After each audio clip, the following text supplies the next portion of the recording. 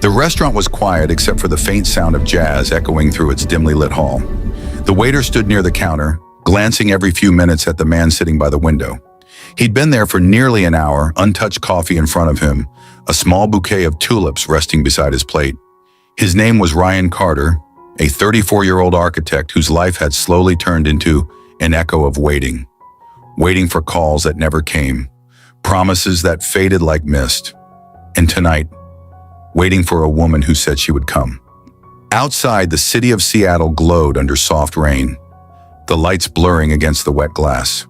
Inside, Ryan kept his posture straight, pretending not to notice the sympathetic looks from passing waiters. His phone screen was dark. The clock hit 8:47 p.m. She was now an hour and a half late. But still, he waited. Not because he thought she'd arrive, but because walking away meant accepting what he'd feared most, that maybe love wasn't coming back to him at all.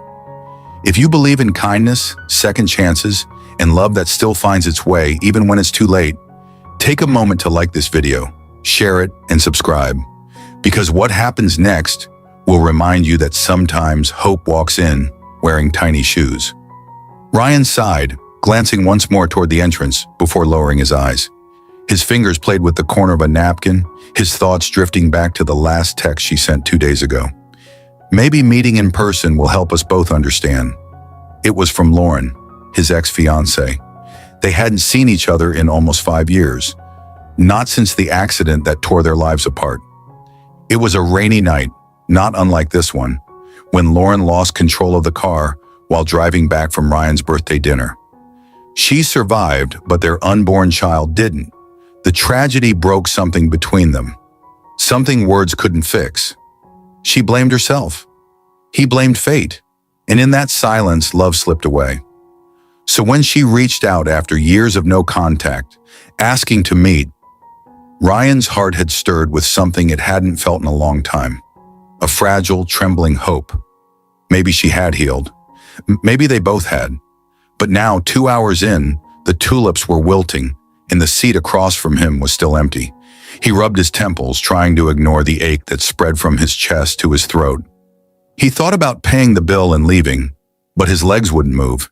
He stayed, not out of faith, but out of habit. Because walking away was harder than pretending. Just then, the soft chime of the restaurant door rang. He didn't look up immediately, afraid of disappointment. But then small footsteps echoed, light, hesitant, like those of a child. Ryan looked up and froze. A little girl stood by his table, no older than 5 or 6, with curly blonde hair tied in 2 uneven pigtails and a pink raincoat slightly too big for her. She held a small paper napkin folded into the shape of a heart.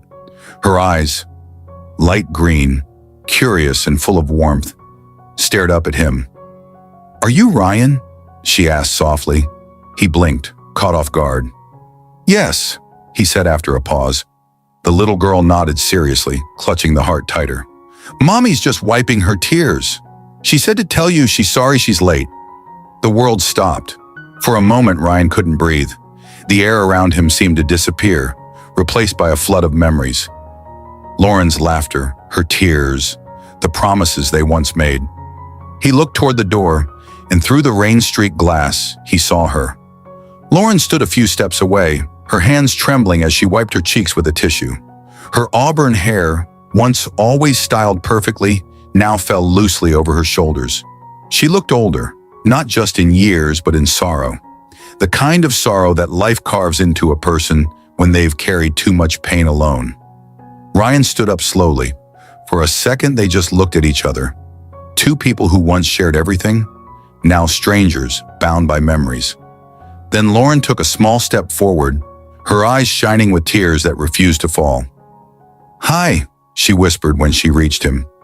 Ryan nodded, his voice barely a whisper. "Hi." The little girl, Ella, smiled proudly between them. "Mommy said you liked flowers. I made you this." She placed the napkin heart on the table and climbed onto the seat beside her mother. Lauren took a shaky breath. "I didn't know how else to face you," she said quietly, her gaze shifting between him and the table. "So I brought her. She's my daughter." Ryan looked at the little girl again, confusion flickering in his eyes. Lauren noticed and added quickly, "No, she's not. She's not ours. I adopted her last year." The words hit him gently like raindrops. He nodded, trying to process the moment. Lauren reached for her cup of water, her fingers trembling. "I was terrified you wouldn't come," she said softly, "but then I saw you sitting there, and I just froze. It's been years, Ryan. Years since I looked you in the eyes." Ryan swallowed hard, his throat tight. "You could have called," he said after a pause. "I tried," she whispered, "so many times. But I didn't know what to say. How do you talk to someone you destroyed?" Her voice cracked, and before she could stop herself, tears spilled down her cheeks. Little Ella reached over, touching her mother's face gently. "Don't cry, Mommy." "You said it's okay to be brave." Ryan's heart clenched. That small gesture, that innocent comfort, felt like a whisper from the past, a reminder that forgiveness wasn't about forgetting, but about freeing yourself from the weight of what can't be undone. The rest of the evening passed quietly. They talked, hesitantly at first, then more freely.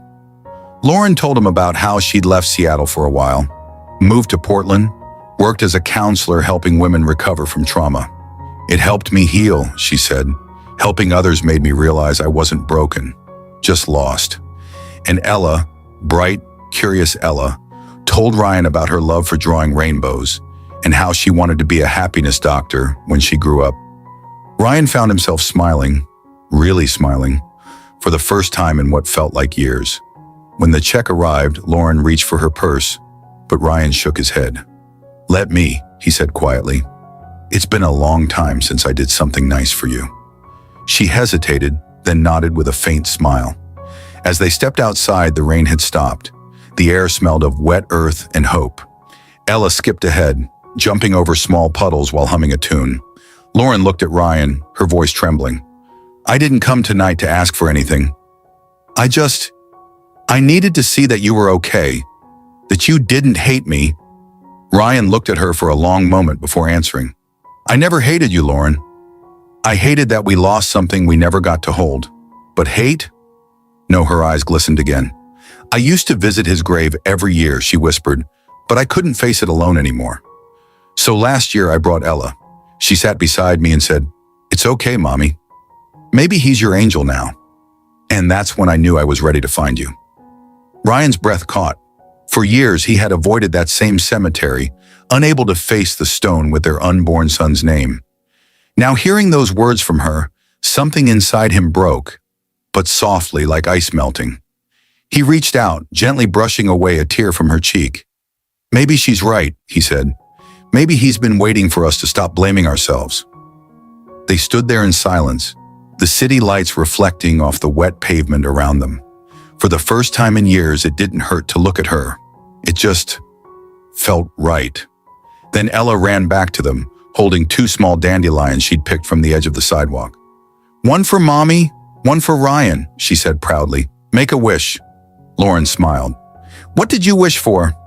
Ella giggled. "A big dinner with both of you, and pancakes." Ryan laughed, the sound echoing softly in the night. Lauren looked at him, her expression tender. "You don't have to." "I want to," he interrupted gently. "Maybe it's time I stopped eating alone." And so, they did. The 3 of them walked down the street to a small diner that stayed open late. They ordered pancakes, hot chocolate, and coffee. Ella talked endlessly about her favorite cartoons while Ryan and Lauren listened, occasionally sharing glances that said everything words couldn't. When it was time to leave, Ella had fallen asleep against her mother's shoulder. Lauren stood by her car, hesitating. "Ryan, I don't know what this means or where it goes from here," she said softly. "But tonight, I'm grateful." Ryan nodded. "Me too." As she placed the sleeping child in the car seat, Ryan caught a glimpse of the small drawing taped to the dashboard. 3 stick figures holding hands under a rainbow. One was labeled Mommy, one me, and one unnamed. Lauren noticed his gaze. "She drew that last week," she said quietly. "She said she had a dream about a kind man sitting alone in the rain.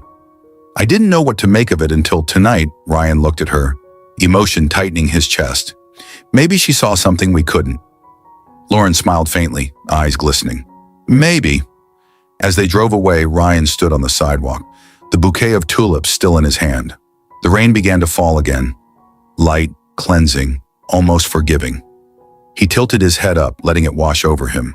For years he had waited, for closure, for peace, for something to fill the silence in his heart. He didn't know if this was love reborn or just the beginning of healing. But for the first time, he wasn't afraid to find out. He looked down at the small napkin heart Ella had made, now damp from the rain. It was wrinkled but still holding its shape. Fragile, imperfect, yet beautifully whole. He smiled. Maybe love was like that too. If this story touched your heart, please subscribe.